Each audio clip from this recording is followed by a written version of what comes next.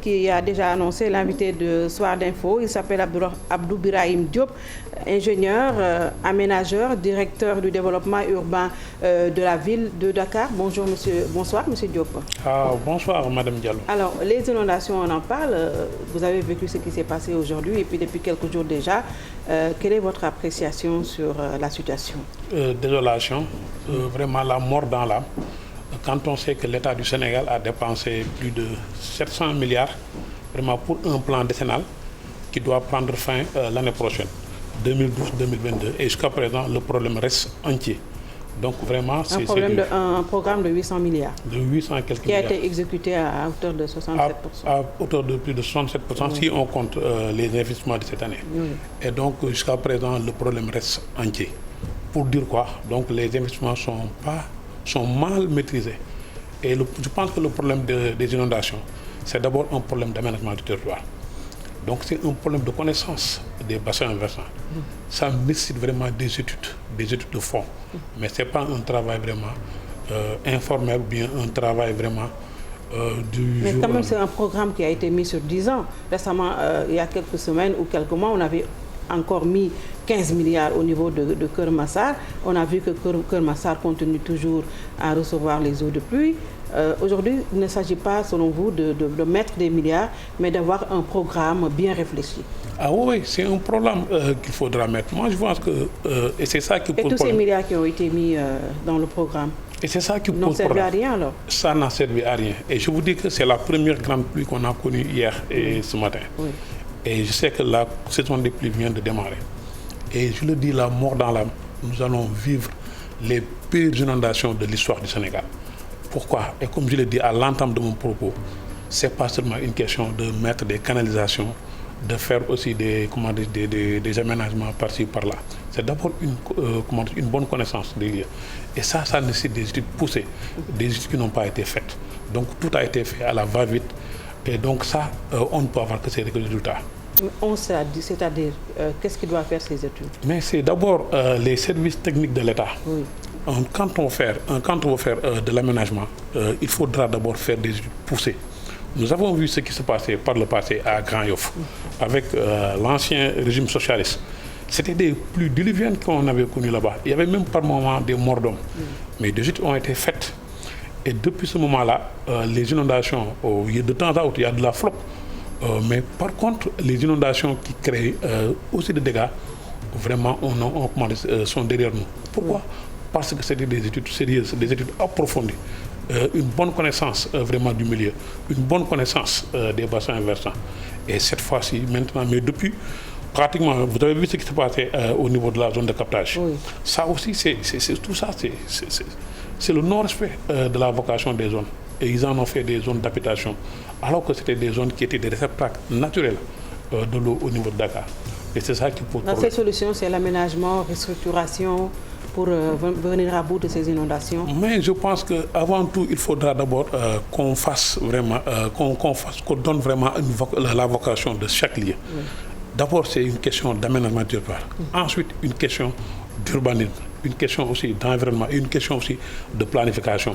Donc, le concours de toutes ces expertises, le concours on a quand même un ministère dédié à l'urbanisme. Qu'est-ce qui a été fait jusqu'à présent?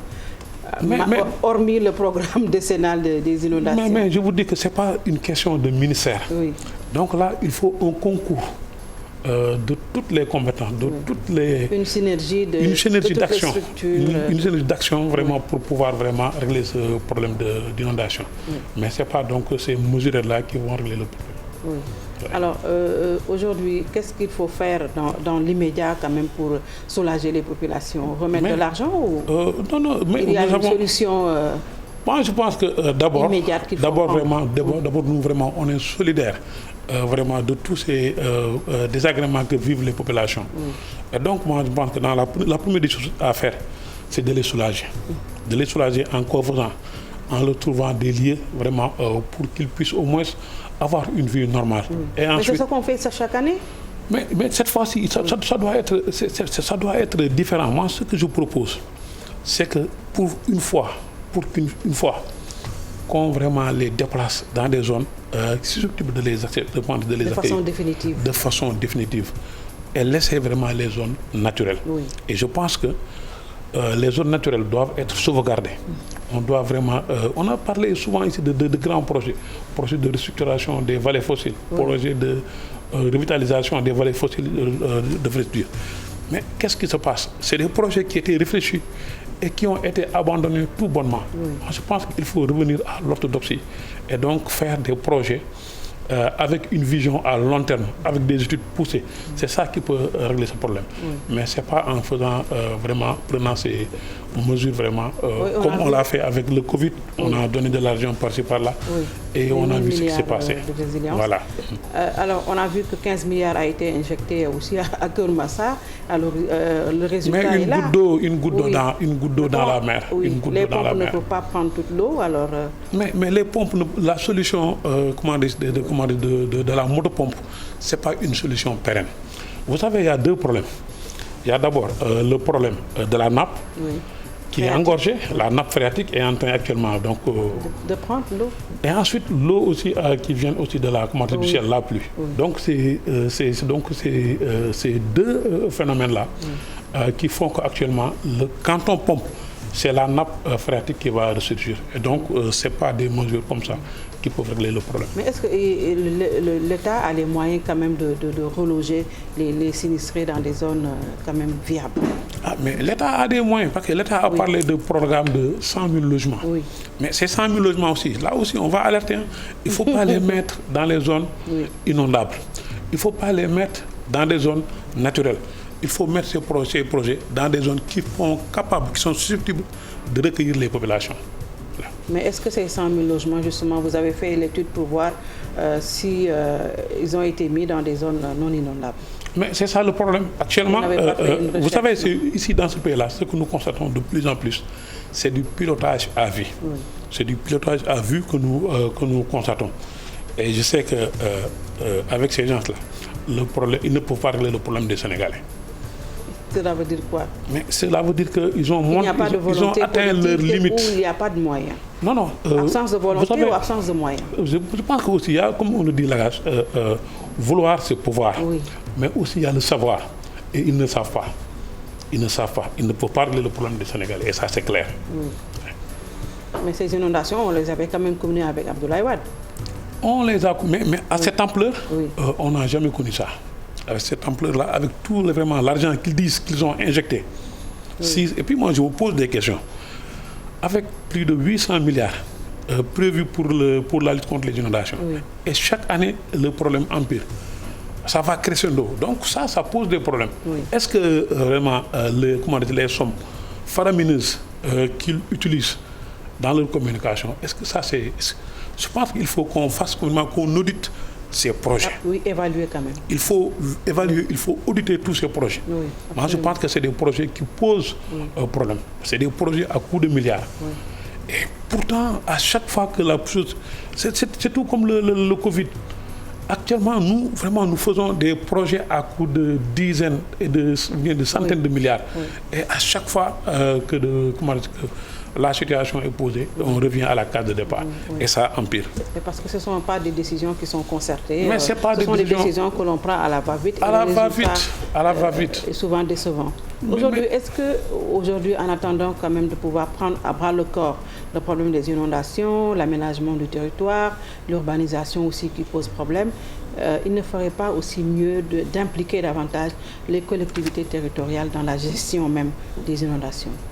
Moi, ça, je pense que c'est... Est-ce qu'ils ont les moyens? Ils n'ont pas assez de moyens quand même pour prendre... Mais moi, je pense que les collectivités locales aussi doivent être associées dans la gestion et dans la lutte contre les inondations. Parce que souvent, je le disais l'autre jour, à des collègues, nous, au niveau des collectivités locales, on s'arc-boute sur les 9 domaines de compétences transférés. Et à chaque fois qu'on pose le problème de l'assainissement, le problème des inondations, ils disent que ce n'est pas des compétences transférées. Mais moi, je le dis. On pouvait les transférer, le problème des inondations. Mais est-ce que l'assainissement, l'inondation, est-ce que l'assainissement n'est pas transféré? Parce que quand on parle, quand on prend dans les 9 domaines de compétences, il y a au moins 4 compétences qui prennent en charge, bien qui parlent, bien qui peuvent permettre aux collectivités locales de s'impliquer dans la lutte contre les inondations. Donc les compétences en matière de planification, ça c'est des compétences transférées. Les compétences en matière d'urbanisme et d'habitat. Quand on considère l'habitat comme la maison et son environnement, donc tout ça, donc est-ce qu'on peut parler d'habitat sans parler d'assainissement? Ça c'est des questions. Quand on parle des compétences transférées en matière d'aménagement du territoire, qui donne la vocation à chaque zone. Quand on parle aussi des compétences transférées en matière d'environnement et de gestion des ressources naturelles, est-ce que les inondations, est-ce que le problème de l'assainissement, ce n'est pas des problèmes qui sont associés à ça? Moi, je pense qu'il faut renforcer davantage sur le plan financier, donc quand on parle de BCI. Et moi, je suis convaincu d'une chose. Tous les milliards qu'on a donnés au service de l'État, si on avait transféré ces fonds aux collectivités territoriales et ensuite demander des résultats, parce que les collectivités locales, quand on parle de proximité avec les populations, c'est les principes de subsidiarité. Ils sont beaucoup plus proches des populations. Donc eux, ils maîtrisent mieux leur milieu et ils maîtrisent mieux les problèmes. Donc il faut associer davantage les collectivités locales dans la gestion des problèmes de moyens quand même. Et ensuite, il ne s'agit pas de transférer les compétences, mais il s'agit également de les doter de plus de moyens. Concomitamment, ça c'est un principe. C'est un principe. Mais on a comme l'impression que l'État n'a pas cette volonté aussi. Vous savez, nous avons un État de type jacobin. Donc, qu'est-ce que cela veut dire? C'est un État à la française. Contrairement au système anglais, où quand il décentralise, vraiment, l'État donne tous les moyens et accompagne. Mais ensuite, vous donnez les moyens et ensuite vous contrôlez. Mais ici, les collectivités locales sont dépossédées. Par exemple, il y a une autre compétence dont on pouvait faire allusion, les compétences en matière domaniale. Mais ici, quelles sont les compétences, quelles sont les collectivités locales qui assurent, qui exercent ces compétences? Moi, je n'en vois pas. J'ai géré le permis de construire pendant au moins 9 ans pour le département de Dakar. Et ensuite, j'ai été chef de la division de l'urbanisme, de l'habitat et de l'aménagement avant d'être directeur. Et j'ai vu que pendant tout ce temps, les compétences en matière domaniale n'ont pas été exercées. Sauf entre 1996 et 2009. Mais depuis 2009, les compétences en matière domaniale, surtout pour le cas de Dakar, sont gérées au niveau des services centraux de l'État. Et ça aussi, ça concourt à ce qui nous fait donc tomber dans ce cercle infernal. Oui, on a vu ce qui se passe déjà entre l'État central et la ville de Dakar, depuis que Khalifa Sall a été à la tête de la commune, de la ville de Dakar. Il y a eu beaucoup de problèmes. Récemment, Sandaga qui divise. Aujourd'hui, où se situe la vérité dans cette affaire? Mais la vérité, je pense que les populations, les Sénégalais sont témoins de ce qui se passe. Qu'est-ce qui s'est passé? Au lendemain de l'acte 3 de la décentralisation, donc en 2013, on a fait des élections en 2014. Et après, au sortir de ces élections, l'État du Sénégal a pris un décret portant d'évolution du patrimoine. Et ce décret a créé un comité, a demandé au préfet et les autorités compétentes de mettre en place un comité ad hoc. Et le comité ad hoc était chargé de faire la dévolution du patrimoine de la ville aux communes. Et ce texte et cette dévolution était claire. Toutes les communes, tous les maires de communes étaient présents. Tout le maire de la ville était présent. L'autorité administrative, le préfet était présent. Les services compétents de l'État étaient présents. Et au sortir de ça, on a fait une dévolution. Et pour les équipements marchands, on a fait 6 on a dévolu 6 marchés aux communes. Et le marché Sandaga n'en faisait pas partie. Pourquoi?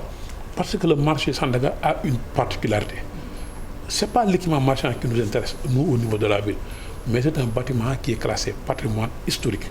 Et dans le Code général des collectivités territoriales, en son article 70, il est dit clairement que c'est les villes qui sont responsables en matière de patrimoine classé.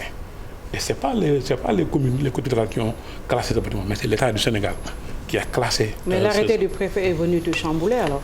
Bon, c'est un arrêté. Moi, c'est un arrêté qui est venu. L'arrêté qui est venu chambouler tout, c'est un arrêté qui est venu 6 ans après. Oui, 2014. De 2014 à 2020. Oui. Et donc, quand on crée un comité ad hoc, le comité ad hoc a une durée. Sandaga à la mairie de Ndoye. Mais c'est ça que je dis, le comité ad hoc, c'était déjà réuni. Oui. Et quand on réunit le comité ad hoc, c'est pour une mission bien précise. Et à la fin, le comité est dissous. Le comité ad hoc de 2014, qui avait fait portant dévolution du patrimoine, a terminé son travail depuis 2014. Et quand et après, il n'y a même pas eu, il y a pas eu de contestation. Oui. Chacun a pris ses compétences, le patrimoine qui lui est dû. Et depuis lors, on n'a pas entendu parler de quelque mairie que ce soit, ou bien de quelque maire que ce soit. À notre grande surprise, en 2020, une fois entré dans le gouvernement du Sénégal, donc après avoir changé de camp, changé de signe, que vraiment le problème du marché s'est posé. Oui. Et voilà, donc, quand on est avec l'État central, on est donc soutenu. Quand on n'est pas avec le régime, on est combattu.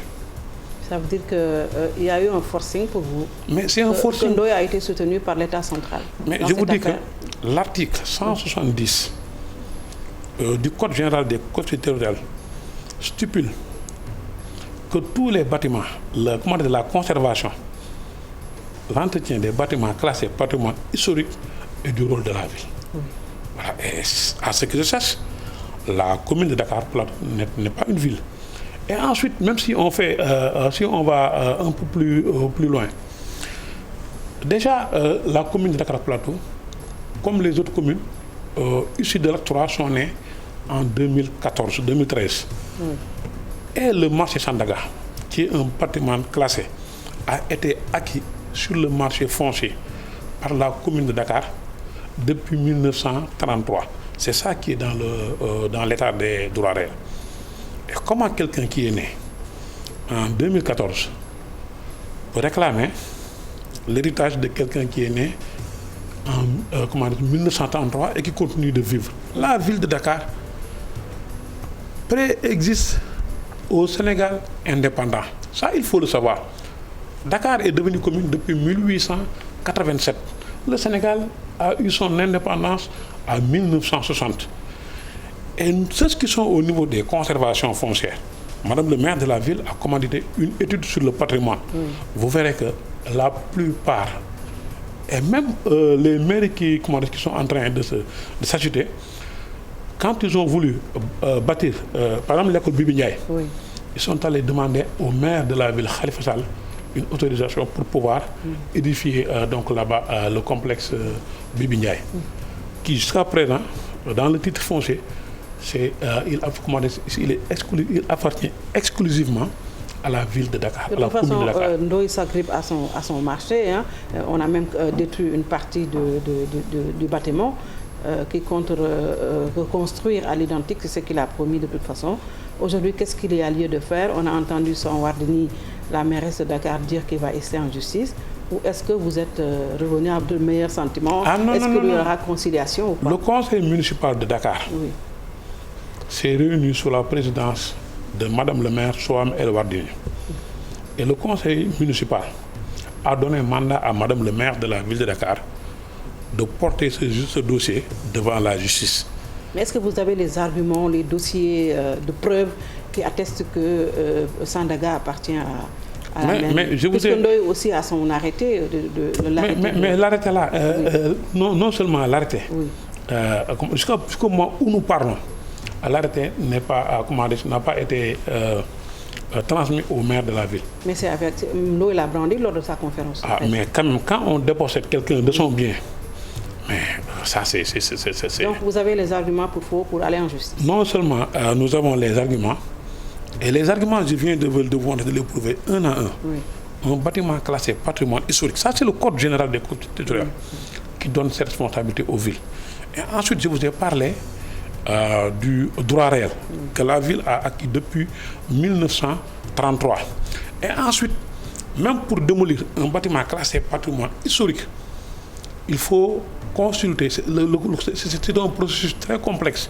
Il faut réunir d'abord la commission supérieure des monuments historiques, qui n'est pas facile à mobiliser, où il y a donc qui est dirigé par le ministre chargé de la culture, donc du patrimoine, qui compte des urbanistes, des architectes, des universitaires, des historiens et même des sociologues. Tout cela n'a été fait.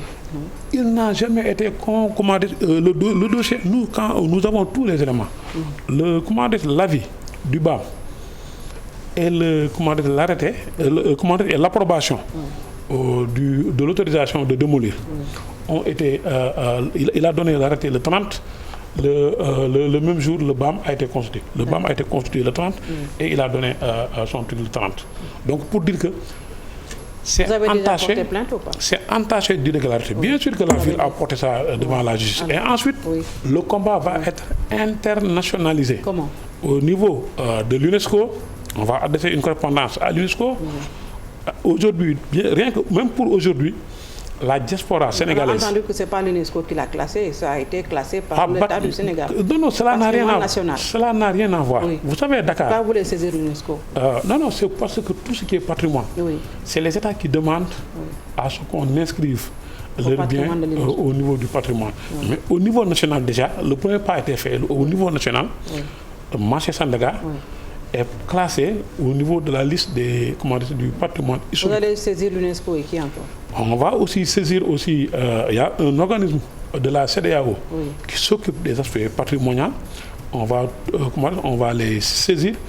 Et aussi, il faut que l'opinion publique nationale et internationale s'approprie de ce combat. Ce n'est pas un combat des Dakarois, c'est un combat des Sénégalais, mais c'est un combat de l'Afrique de l'Ouest francophone. Parce que Sandaga est un marché, est un équipement marchand qui regorge vraiment une bonne partie vraiment de l'histoire de la sous-région.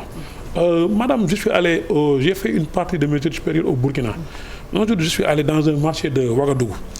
Et un vieux m'a dit, toi tu es sénégalais? Je dis, je suis sénégalais.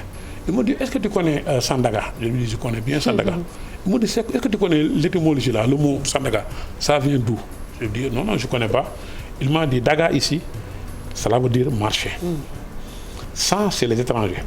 Et nous, quand on venait durant la Première Guerre mondiale, et durant cette période-là, Dakar étant la capitale de l'Afrique de l'Ouest, nous, c'est là-bas qu'on vendait nos produits.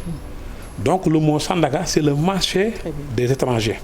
Tout comme Kermel, qui est une déformation, qui est le marché qui était le marché européen. Et entre le marché Sandaga et le marché Kermel, ils sont à peu près à équidistance de la gare qui vient d'être réhabilitée. Regardez la gare, qui était dans un état de décrépitude avancée et qui a fait l'objet d'une réhabilitation. Tout comme l'hôtel de ville que Madame le maire de la ville de Dakar a réhabilité, qui est devenu un fleuron.